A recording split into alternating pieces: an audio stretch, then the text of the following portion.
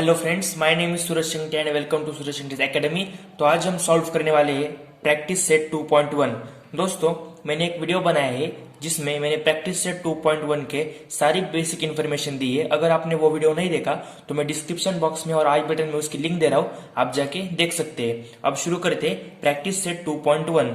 दोस्तों, practice set 2.1 में first question है, classify the decimal form of the given rational numbers into terminating and non terminating recurring type. दोस्तों, हमें नीचे 5 examples दिए हैं, इनमें डेसिमल फॉर्म दिए हैं। दोस्तों, इसमें से हमें क्लासिफाई करना है कि कौन सा नंबर टर्मिनेटिंग फॉर्म में है और कौन सा नॉन टर्मिनेटिंग रिकरिंग फॉर्म में है। दोस्तों, ये फर्स्ट क्वेश्चन सॉल्व करने के लिए हमें पहले ये नोटिस पढ़नी है, notice the prime factor of the denominator of rational number. दोस्तों, हमें रैशनल नंबर का डिनोमिनेटर फर्स्ट चेक करना है।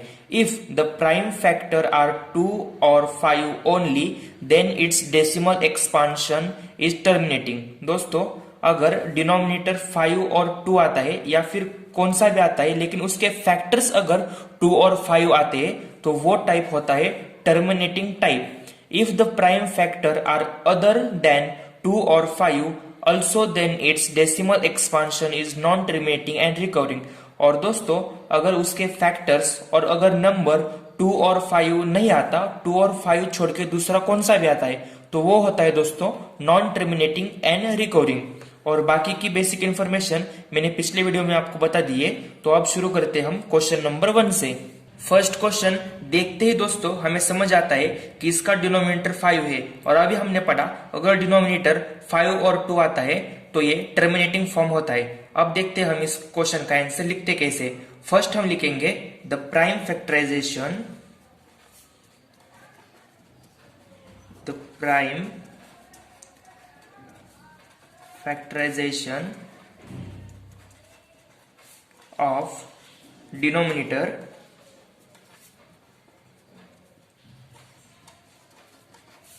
of 13/5 is 5। ये हमें पता है, और इसके बेसिस पे हम लिखेंगे therefore it is terminating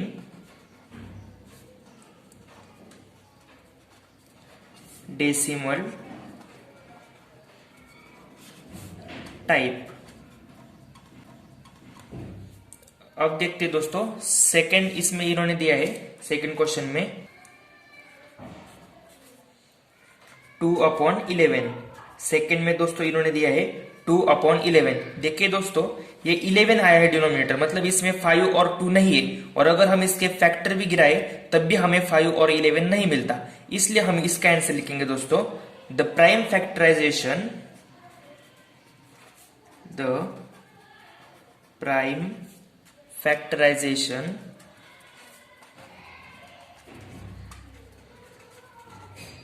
of denominator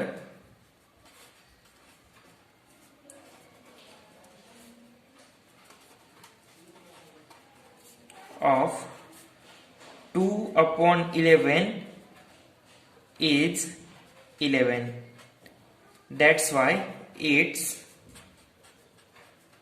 prime factorization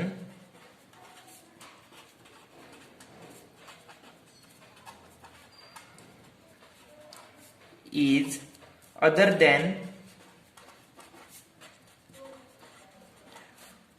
2 and 5, and that's why it is a non-terminating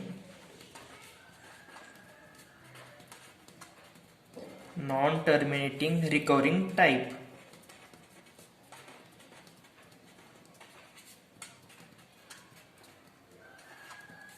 third number का एग्जांपल है दोस्तों 29/16। तो सबसे पहले हम 16 के फैक्टर्स देखते हैं क्या आते हैं। इसे 2 से डिवाइड करते हैं, 2 8 जा 16, 2 4 जा 8, 2 2 जा 4, 2 1 जा 2। मतलब दोस्तों हम इसको कुछ इस तरह से लिख सकते हैं 29/2 इंटू 2 इंटू 2 इंटू 2। तो देखिए दोस्तों, इसका डिनोमिनेटर 2 आया है, इसका मतलब ये टर्मिनेटिंग टाइप है। तो हम इसका आंसर इस तरह से लिखेंगे द फैक्टर्स ऑफ अब दोस्तों देखिए इधर फैक्टर्स लिखना पड़ेगा क्योंकि हमने इधर फैक्टर्स निकाले हैं। The factors of the denominator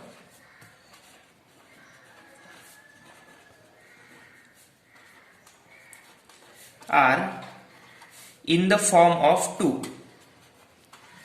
in the form of 2, and that's why it is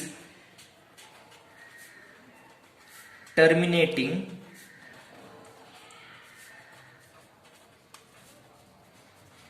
decimal form.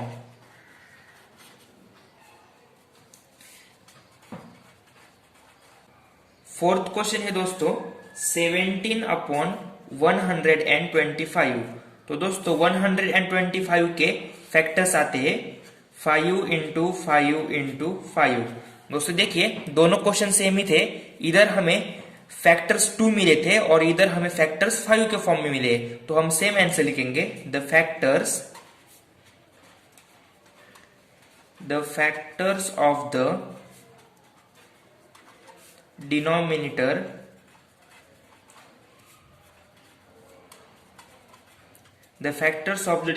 are in the form of 5. That's why it is terminating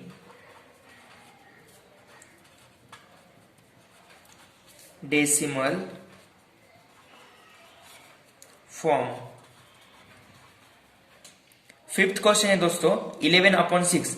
इधर डिनोमिनेटर हमारा 2 और 5 दोनों भी नहीं है, उससे डिफरेंस है, और इसके फैक्टर्स भी 3 इंटू 2 आएंगे, मतलब 2 तो आता है लेकिन 3 एक डिफरेंट फैक्टर आता है, इसलिए ये नॉन टर्मिनेटिंग टाइप है। तो हम इसे नीचे लिखेंगे the factors of the denominator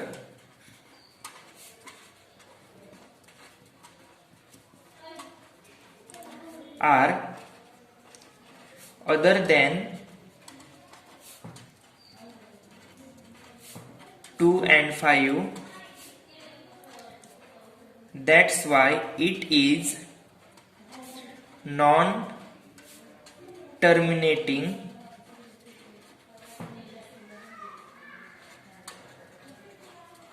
recurring type.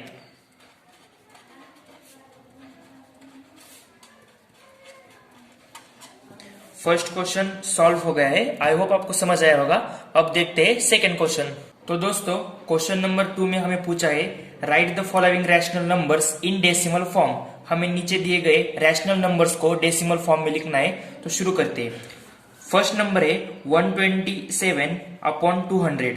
दोस्तों देखिए ये काफी आसान है, बस हमें थोड़ा दिमाग लगाया तो ये सॉल्व हो जाएगा। अब हम इसे इस तरह से लिख सकते हैं 127 डिवाइड बाय 2 इंटू 100।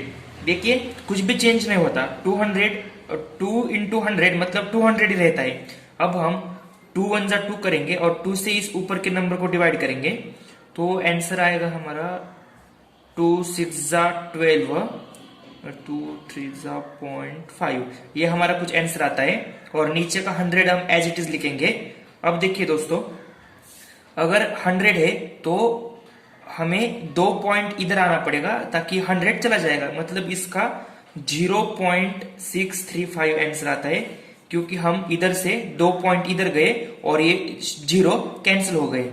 अब हम सॉल्व करते हैं सेकंड नंबर का। सेकंड नंबर में हमें पूछा है दोस्तों 25/99। देखिए दोस्तों अगर लास्ट में 99 आता है तो 100% ये non terminating and recurring type है। तो हम सॉल्व करते हैं 99 से हम डिवाइड करेंगे 25 को। सो फर्स्ट हम 0 पॉइंट लेते हैं। अब 99 2 जा 198, इसको माइनस किया तो आंसर आएगा 520। 99 5 जा 495, एंड माइनस करने के बाद हमारा आंसर आएगा 25। अब देखिए फिर से मैं एक जीरो नीचे लेता हूँ, लेकिन अगर मैंने इधर जीरो लिया तो ये नंबर रिपीट हो रहा है, मतलब इसका 0.2525 रिपीट हो रहा है, मतलब ये non terminating and recurring type है। तो हम इसका आंसर ऐसा लिखेंगे 0.25 और ऊपर एक बार दे देंगे। थर्ड क्वेश्चन है दोस्तों 23/7। तो चलिए सॉल्व करते हैं हम 23 को 7 से डिवाइड करते हैं। 7 3 जा 21, इधर आएगा 2, हम ऊपर एक पॉइंट लेते हैं, इधर 0 लेते हैं। बाद में 7 2 जा 14, 6 आएगा, फिर और एक 0 लेते हैं। 7 8 जा 56, तो 4 आएगा 0। 7 5 जा 35, इसमें 5 आएगा 0। 7 7 जा 49, इधर दोस्तों एक बचता है और एक 0 लेते हैं। बाद में 7 1 जा 7, इधर 3 बचता है और बाद में एक 0 ऐड करते हैं। 7 4 जा 28, इधर हम माइनस करने के बाद इधर आंसर आता है दोस्तों 2। और दोस्तों देखिए अगर हमने इधर 0 ऐड किया 2 को तो 20 आता है, तो 20 इधर रिपीट हो रहा है, मतलब ये आगे का नंबर रिपीट हो रहा है, तो हमारा ये पूरा नंबर रिपीट होते जा रहा है। तो हम इसका आंसर इस तरह से लिखेंगे 3.285714 और ऊपर बार कर देंगे। ये रहा दोस्तों 23/7 का फाइनल आंसर। फोर्थ नंबर का क्वेश्चन है 4/5। इजी क्वेश्चन है दोस्तों, हमें 5 से 4 को डिवाइड करना है। चलो करते हैं। पहले हम 0 पॉइंट लेंगे, इधर 0 आएगा 4। देखिए 5 8 जा 40, हमारा रिमाइंडर 0 आ गया, मतलब हमारा आंसर खत्म हो गया। तो इसका फाइनल आंसर है 5/4 इक्वल्स टू 0.8। फिफ्थ क्वेश्चन में है दोस्तों 17/8, मतलब हमें 17 को डिवाइड करना है 8 से। तो चलिए करते हैं। 8 2 जा 16, इधर बचा 1, इधर एक पॉइंट लेंगे, इधर 0 करेंगे। 8 1 जा 8, इधर आता है 2, फिर से एक 0 लेंगे। बाद में 8 2 जा 16 और इनकी माइनस करने के बाद हमारा आंसर आता है 4, एक 0 नीचे लेंगे और बाद में फाइनल 8 5 जा 40। तो दोस्तों देखिए हमारा रिमाइंडर इधर 0 आ गया है, मतलब हमारा कैलकुलेशन इधर खत्म होता है और हमारा आंसर आएगा 17/8 इक्वल्स टू 2.125। ये है दोस्तों क्वेश्चन नंबर 5 का लास्ट आंसर। अब दोस्तों देखते हैं हम नेक्स्ट क्वेश्चन। सो फ्रेंड्स इस प्रैक्टिस सेट का लास्ट क्वेश्चन है right the following rational numbers in p by q form. हमें नीचे कुछ रैशनल नंबर्स दिए हैं जिन्हें हमें p by q के फॉर्म में लिखना है। तो शुरू करते हैं। फर्स्ट नंबर है 0.6, ऊपर डैश है, मतलब 6 रिपीट हो रहा है। 0.66666 ये रिपीट हो रहा है, तो हमें इसे p by q के फॉर्म में लिखना है। तो फर्स्ट स्टेप है हम उसे p by q के फॉर्म में पहले सपोज करते हैं और बाद में हम इसे p by q के फॉर्म में लिखते हैं। तो मैं इधर लिखता हूं सपोज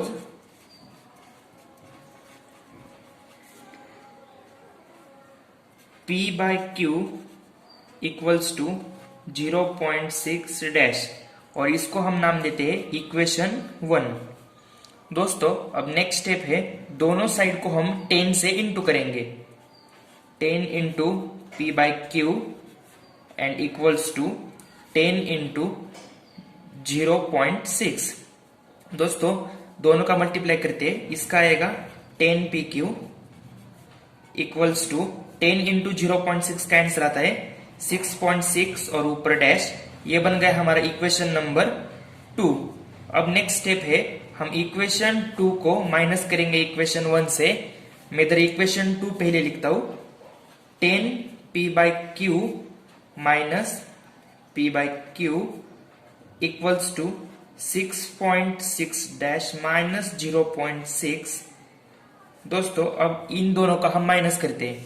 देखिए इन दोनों का माइनस आता है दोस्तों सिर्फ 6, ये कट होता है, और इसका माइनस आता है, इधर कुछ नहीं रहता मतलब 1 रहता है, मतलब 10 में से अगर 1 जाता है तो इधर आएगा 9pq। अब इसका फाइनल आंसर हम लिखते हैं दोस्तों।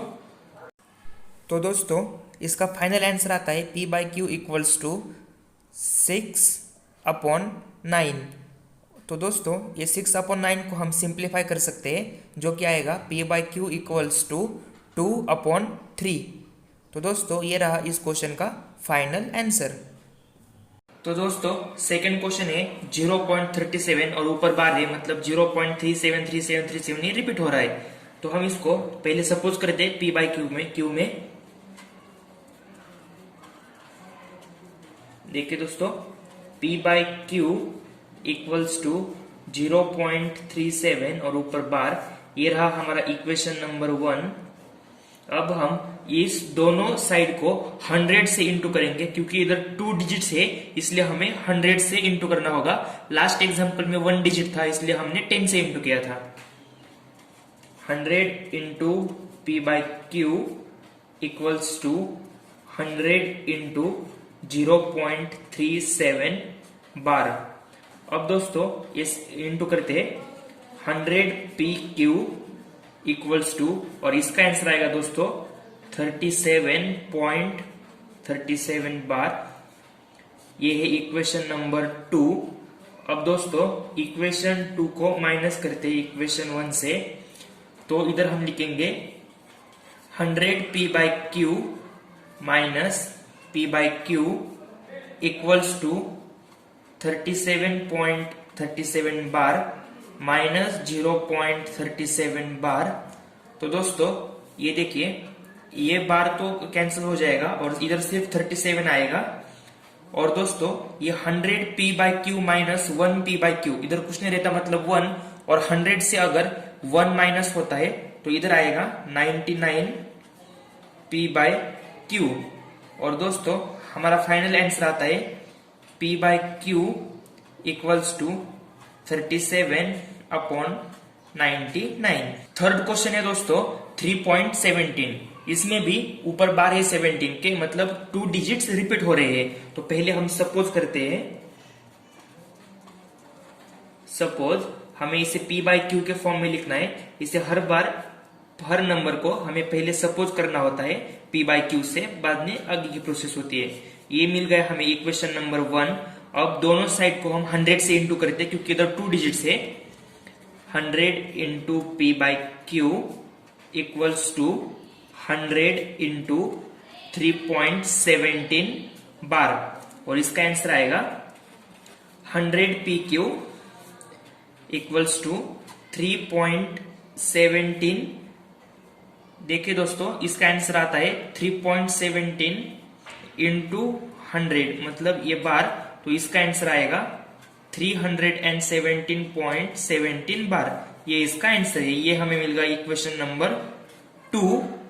अब दोस्तों इक्वेशन 2 से माइनस करते इक्वेशन 1 को, तो हम लिखेंगे इधर 100 P/Q minus P/Q equals to 317.17 bar minus 3.17 बार।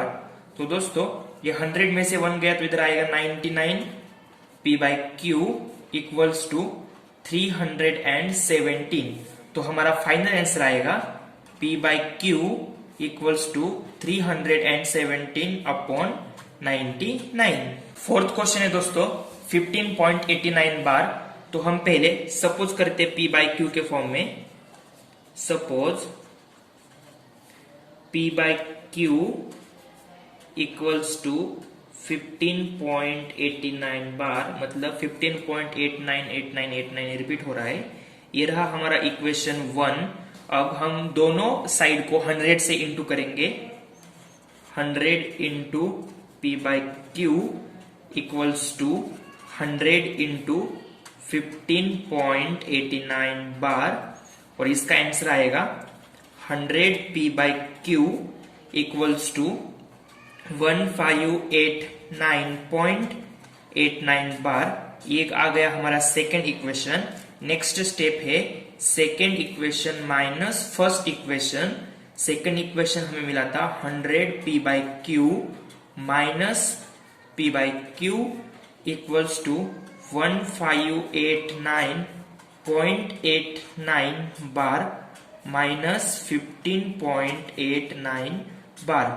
दोस्तों ये अगर इन दोनों की हम सब्ट्रैक्शन करते हैं तो इधर आएगा 99 P by Q equals to 1589 और हमारा फाइनल आंसर आता है P by Q equals to 1589 upon 99। ये है हमारा फाइनल आंसर।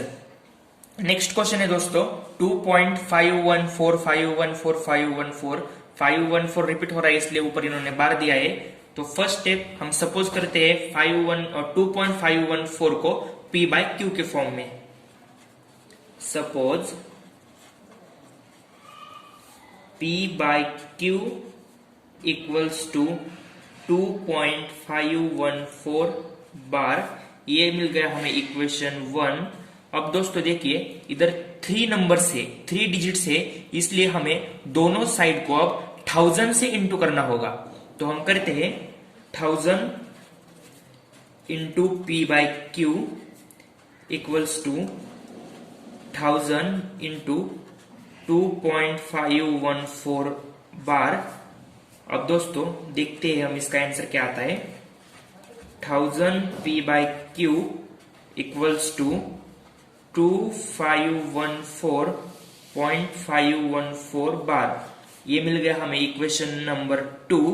अब नेक्स्ट स्टेप है इक्वेशन 2 को माइनस करते हैं इक्वेशन 1 से।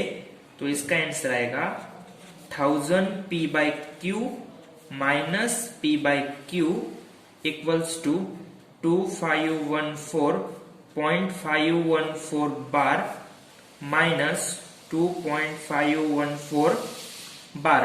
तो देखिए दोस्तों इसका तो आंसर आएगा 1000 में से 1 माइनस होगा तो 999 P by Q और इसका आंसर आएगा 2514। तो हम इसका फाइनल आंसर कुछ इस तरह से लिखेंगे P by Q equals to 2514 upon 999। I hope दोस्तों आपको प्रैक्टिस सेट 2.1 अच्छी तरह से समझ आया होगा। अगला वीडियो देखने के लिए चैनल को सब्सक्राइब कीजिए, लाइक शेयर कमेंट करके हमें मोटिवेट कीजिए। Thank you so much friends.